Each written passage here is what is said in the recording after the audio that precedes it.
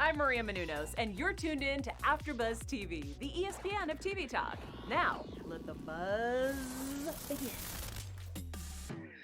Hey, happy Monday, folks. Welcome to Super Hello. Soul Sit Down. We are your Hey, girls girl. here. Yes.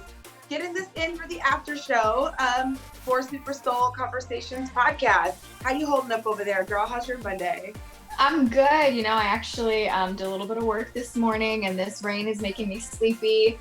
And I'm just trying to I'm on the hunt for like, where's the best lighting? Because with this weather, the window's not showing up for me. So I am coming to you live from my bedroom. What's up, everyone? Whoop, whoop. Got the bedroom love going on Bedroom there. Well, it vibes. looks good. Bedroom vibes.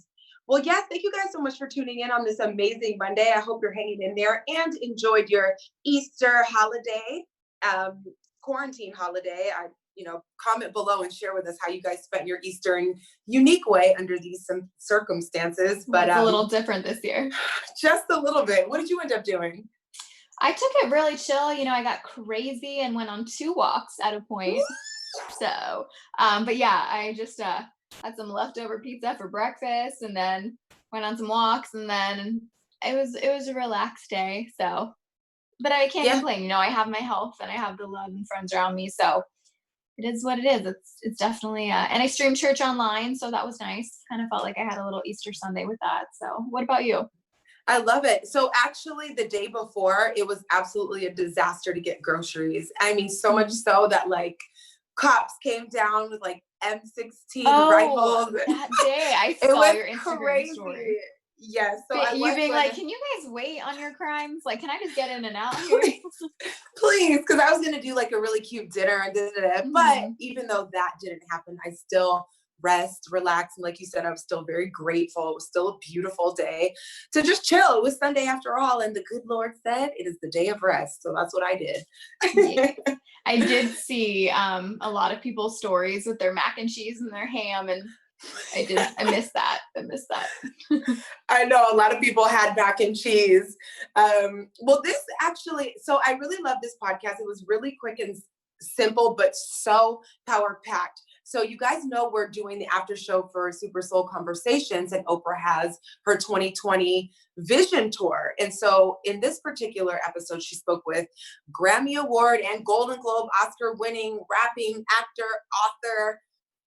Did I miss anything? I don't know. The amazing Common goes by Common Sense, the rapper. For those who don't know, he wrote a memoir called Let Love Have the Last Word. And this podcast was derived from an essay that he shared that he wrote from writing the book. So I thought it was beautiful. And I know he's an amazing lyricist. For those who don't know Common, he sings that song, "There are times I'm Maria Menounos, when you need someone, I will be by your side." I know you've heard that before. That's a little old school. Don't worry, I'm not quitting my day job yet to become a singer. But Haley, right? What did you think of the episode overall? You know what's funny is he's got a really strong, almost intimidating look to me where for whatever reason, I feel like I would be nervous to meet him. Like maybe he wouldn't be that friendly, but this guy radiates love. Love was and he said that was his word of 2020. That was such a strong point for him. And he was so vulnerable and shared experiences with his daughter and really personal conversations. So I didn't really know much about his personality, to be honest. So this was a really nice insight to who he is and what he cares about, and the message he obviously really cares to let people in on and hope to give them that same experience. Yeah, very well said. That's great. I have to agree. And I have met him in person, and it was a very long time ago. He was super sweet. We took a picture. I couldn't find it to send it to you to watch, but he actually really was a really nice guy. And you know, celebrities don't always want to take pictures, but it's common. So I had to ask. I'm a fan. So that is nice to hear too, when you actually do get to meet that person in real life, that they, you know, it is tough because you can catch someone at a bad moment. Doesn't mean they're a bad person, but it's always nice to hear that you had a good encounter with someone that you admire.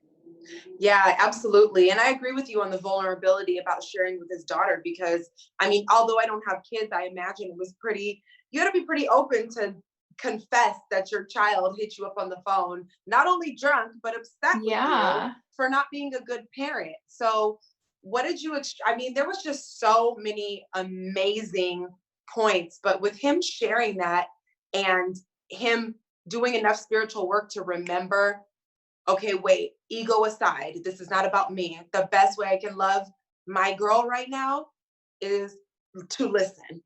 Yeah. So I thought that was so valuable. Well, it almost speaks to love languages are not always in just a romantic sense.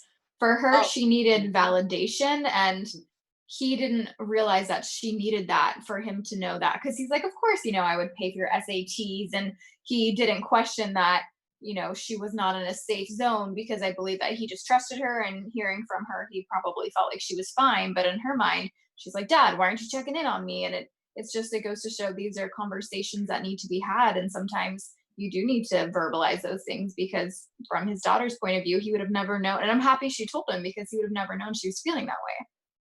Yeah, that's actually another space for him to give himself credit. Like, if your child is even willing to open up in that way, that shows that you create space for them to do that.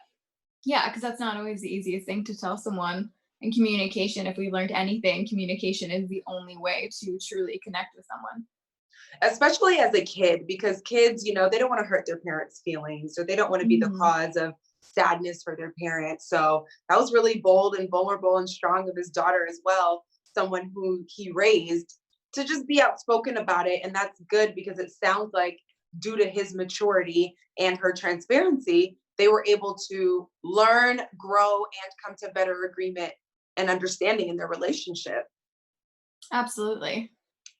So what I love about him, and I wanted to ask you if you do this, especially with all of this time that we have, but I like the way he stopped and asked himself questions. Of course, when we're doing the self-work, it's very important to ask ourselves questions. So he was able to ask himself, where can I love more? Where am I loving a lot? And how can I love myself? And to hear a man being that tuned in is really refreshing, because I don't know how many men often ask themselves and check in and self-reflect on self-love, and if they're loving themselves enough.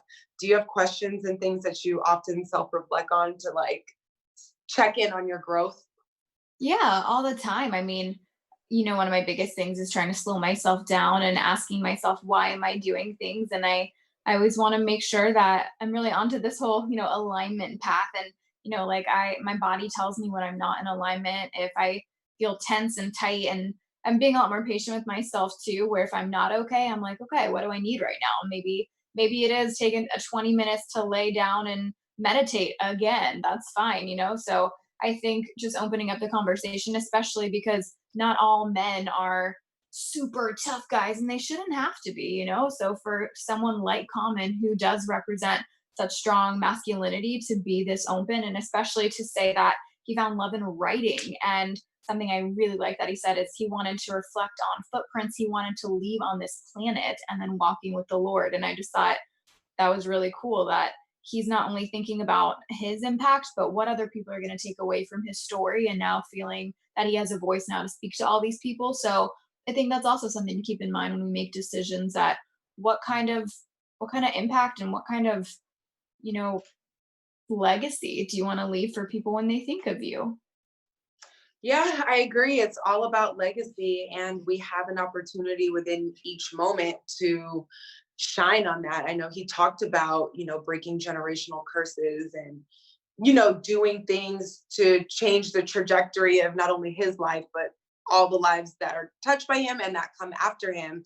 I do like, of course, that when he spoke about doing things better, to love on yourself better, he spoke about his relationship with God being very instrumental in being able to get to that space where he is able to, look at himself from a higher place and give himself more self-love, just because he's not, he's looking from more of a divine perspective. Like, his relationship with God definitely helps him in identifying the fullness of who he is. And I really liked how he shared, that, and how God is a relationship. God is not just something that someone told you about one day and a bunch of stories you need to memorize, but it's this dance, it's this relationship, it's this back and forth, it's this openness. And him being an artist, when he finds that, he's finding that God is flowing through him instead of forcing, writing or forcing a song to come out or forcing a book to come out, being close to God and being a conduit for what God wants to do through him. Just the fact that he has that acknowledgement really sets him apart in a way that we all only can hope to like be walking in footsteps like that as often as possible. Because I think that's our purpose. That's where purpose comes in.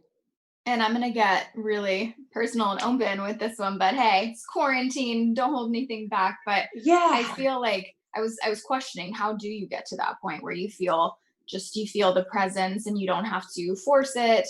And I honestly, and this I think is different for everyone, but for me, it came with taking off labels, because I really questioned, like, am I Christian? Am I Catholic? And I don't know really. I think what I call myself is spiritual, and I think that is the best way for me to have a relationship for me with God, is to not have any guilt for not doing enough in the church, or not pressure to show up every day exactly how I want to, but just to listen and allow and trust, and just not put this big pressure or test on it, but just to let it be. And I think when we take away the guilt and resistance, that's when we find what the messages are that we're supposed to hear.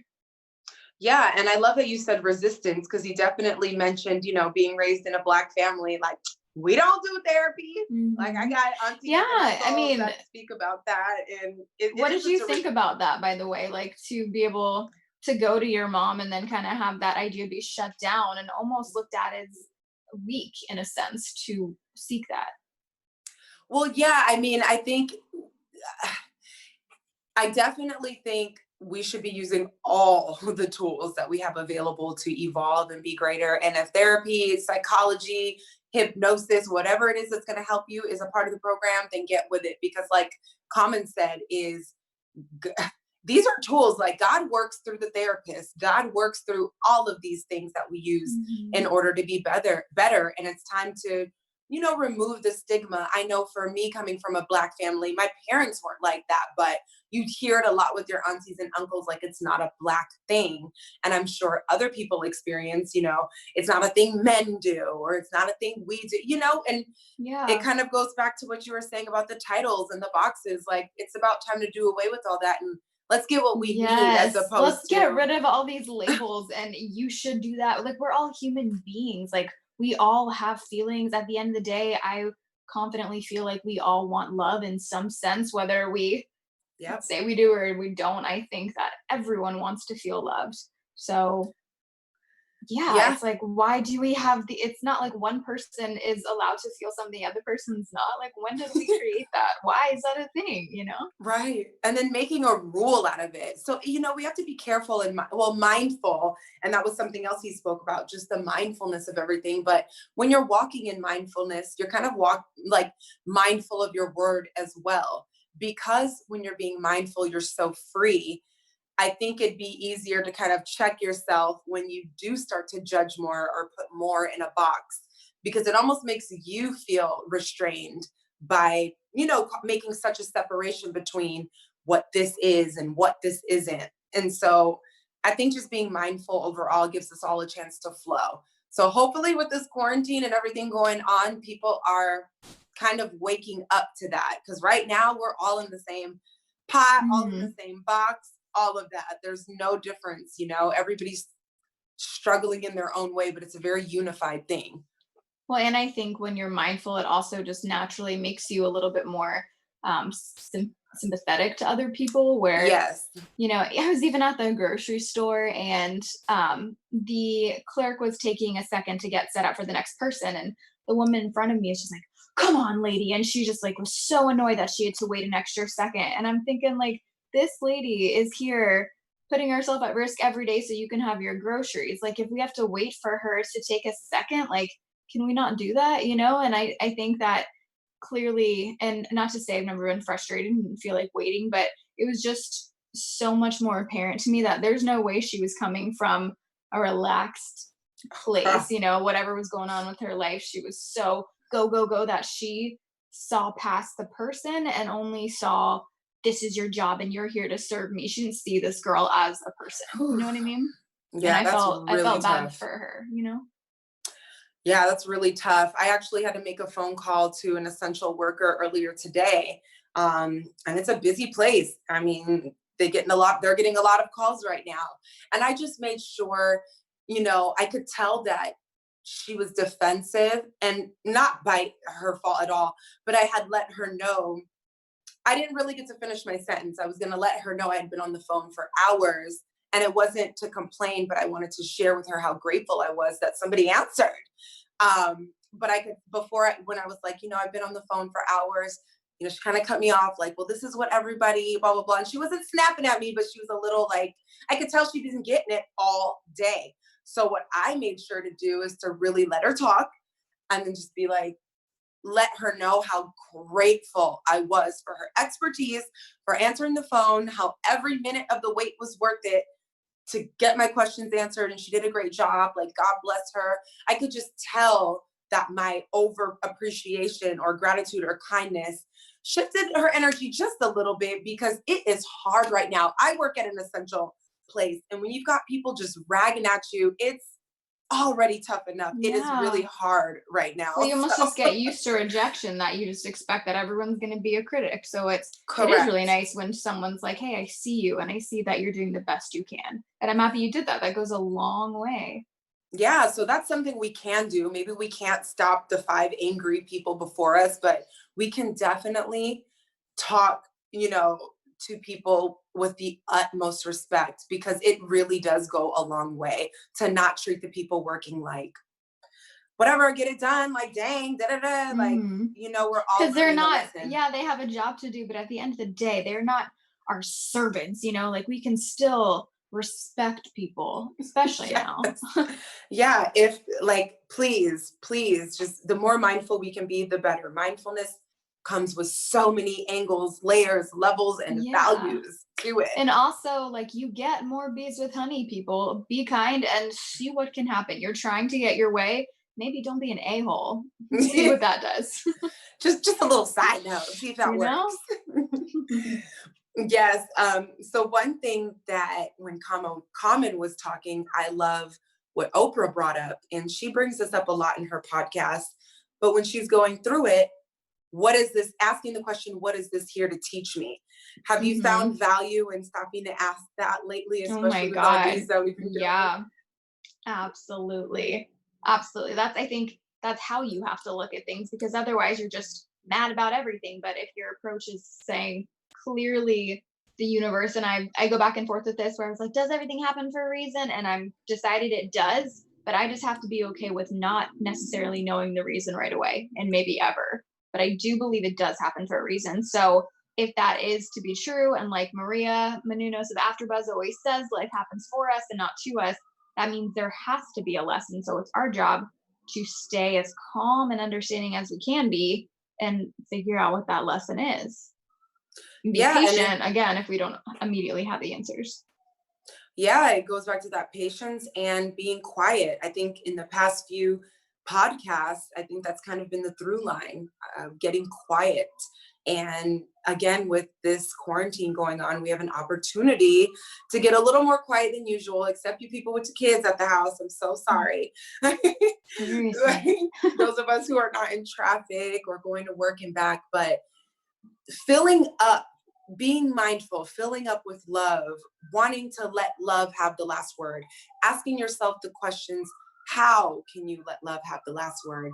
Where can I love more? All of these things are such a perfect cocktail to growth and sending a vibration out that literally actually changes lives. Like, sometimes we think we're just doing one small thing, but all these things that we're doing sets a wave of energy and action and motion that is positive. It sounds cheesy, like, the Care Bears, when they do the Care Bear stare, they do something and they all get together and like the love shoots out of their chest. It's like, we're kind of doing perfect that. example of what you did with the sales representative on the phone. Who knows if she was feeling terrible, and then your energy changed hers, and now she can take that home and maybe be different towards her family, where maybe she would have gone home with a bad mood and that would have projected a bad night. You could have, just by doing that, you could have changed a family's night. You never know.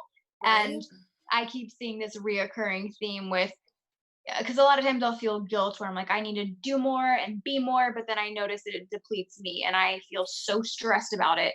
And then I keep hearing the reoccurring message of no, like even Common says that there's no activism without self activism. And I that love hit that. me hard. And then even you were just talking about filling up and the whole concept that to fill others, we need an overflow of our cup. So we have to, and it's not a selfish way, it's a self-care way. And there is a balance because I think when you're being selfish and giving too much to yourself, and then when you can give to others, but you also know when you feel depleted. So I think it's just listening and being mindful and aware that we need to be there for ourselves first. And then once we get that, not in a selfish way, but once we feel like we have the love we need, then we give it to others. Yeah, and it's something we're learning. Like, think about our culture. I feel like, I was talking to a guy earlier today, and we were talking about how, like, all of the stuff that we learn, like, for example, men feel a lot of pressure to provide and protect and do this and do that. And since they, go at things with their egos, sometimes it's hard for them to separate their value and their worth from what they are doing or what they are providing.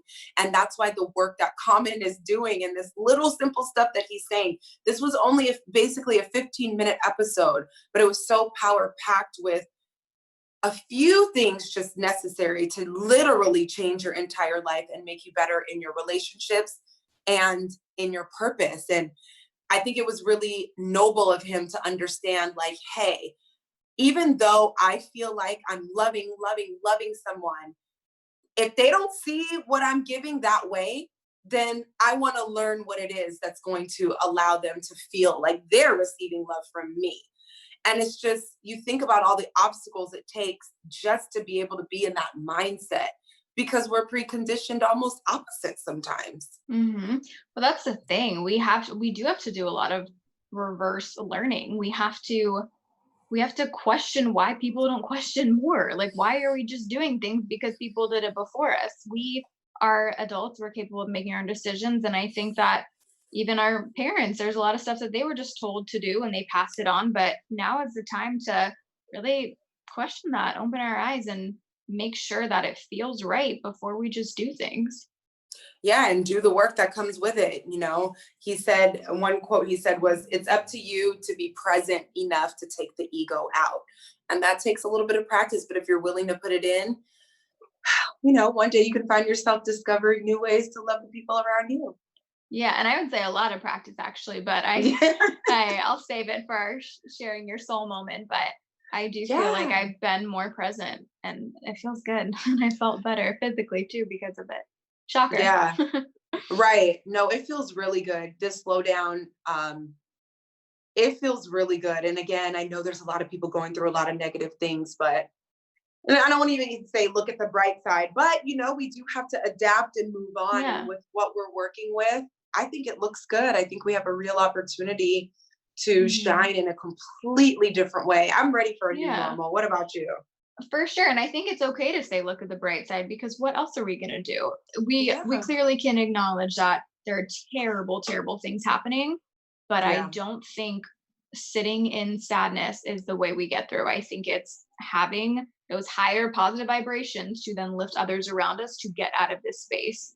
And we can do it. We definitely can. And it's just being thankful for where we are now and hoping for a better tomorrow. Yeah, I agree. Well, shoot, on that note, I think we covered this pretty well. I would love to hop into some news and gossip. AfterBuzz TV News.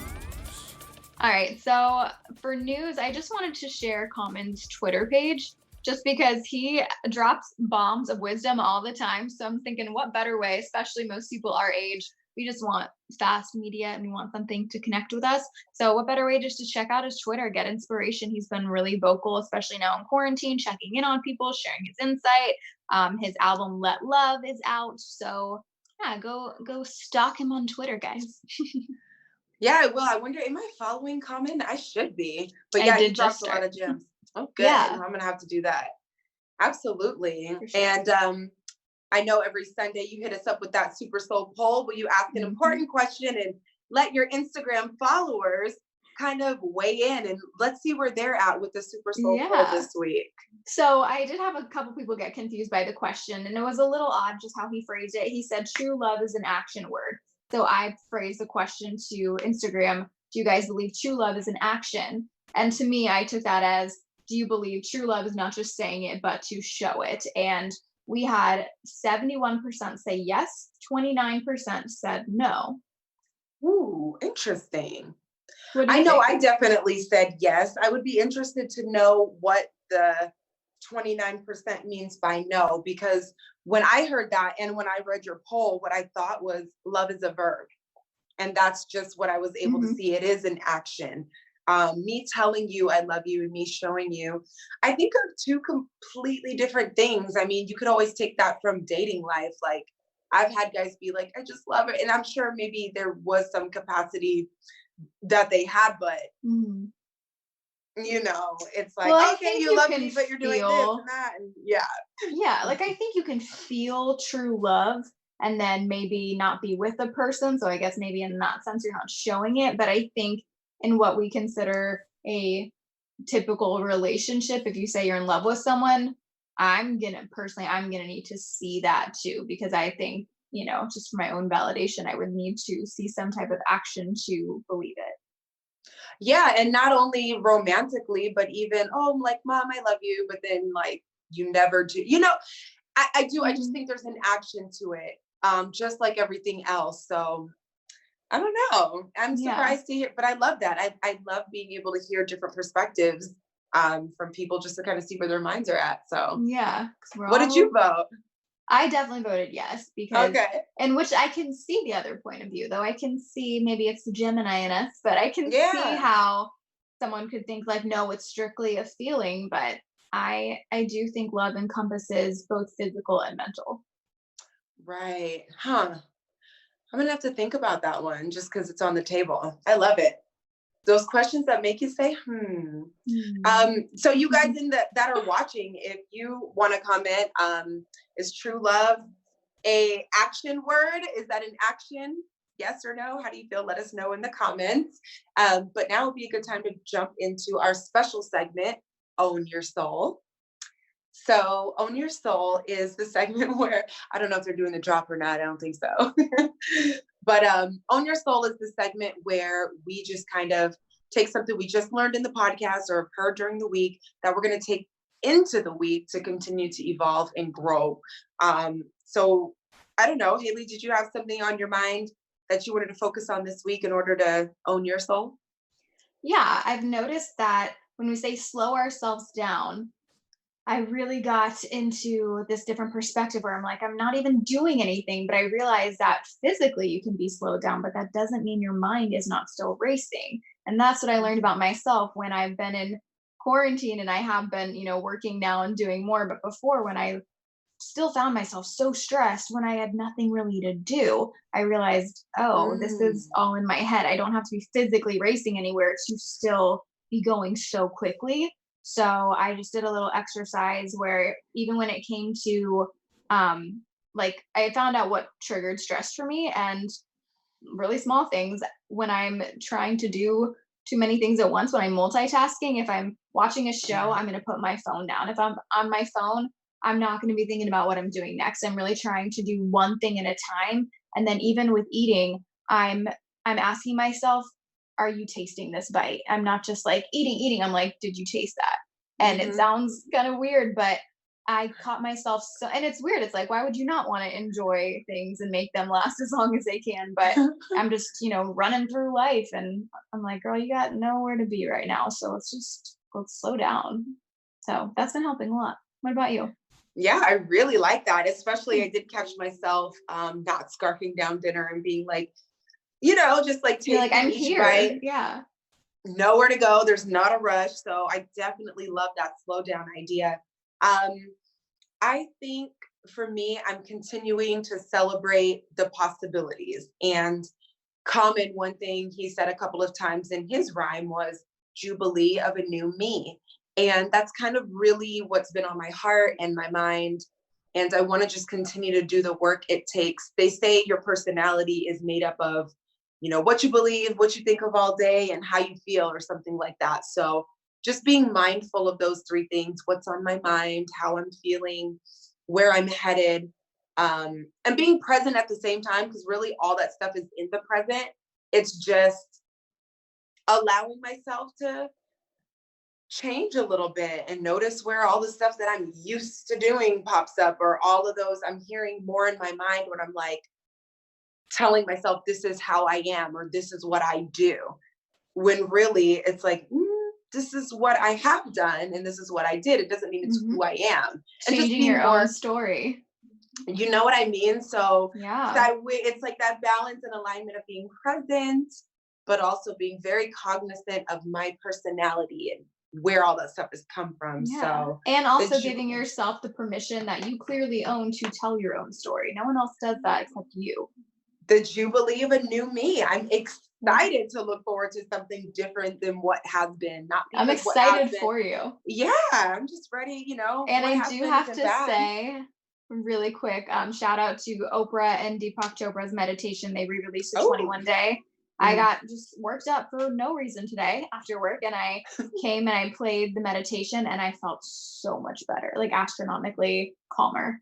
So meditating has been changing my life. Yeah. Taking the time just to meditate. Like they're guided really helps too. Yeah.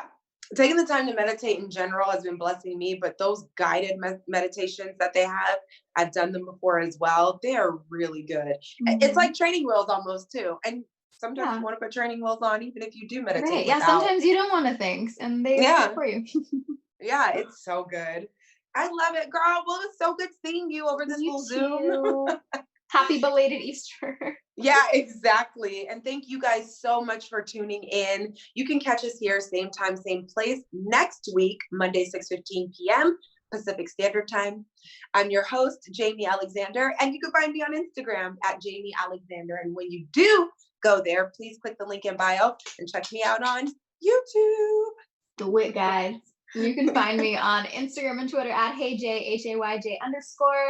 Love you, girl. I will see you next Monday, and I'll see everyone else Monday. Thanks for watching, guys. All right, y'all. Our founder, Keven Undergaro, and me, Maria Menounos, would like to thank you for tuning in to AfterBuzz TV.